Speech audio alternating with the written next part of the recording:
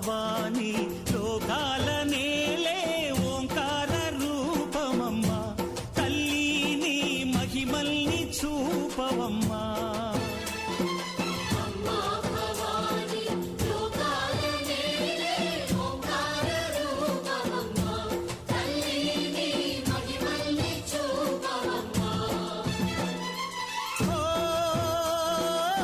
సృష్టికే దీపమా